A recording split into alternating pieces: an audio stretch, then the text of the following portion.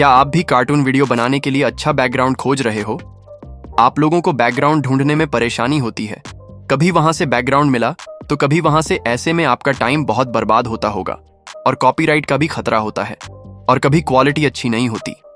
तो मैं आज आपको ढेर सारा बैकग्राउंड देने वाला हूं जो कि प्रीमियम और अच्छा क्वालिटी का होगा। इससे पहले आप देख लो, कुछ बैकग्राउंड ऐसे ही होंगे जो आप अपने कार्टून वीडियो में इस्तेमाल कर सकोगे।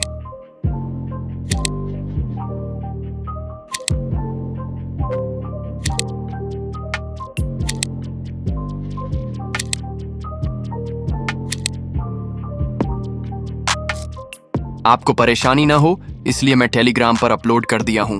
और हाँ, टेलीग्राम पर ज्वाइन हो जाना। मैं हर रोज अच्छे अच्छे बैकग्राउंड डालता रहूंगा ताकि आपको ढूंढने में परेशानी ना हो। और मुझे सपोर्ट जरूर करना, लाइक सब्सक्राइब करके ब्रो।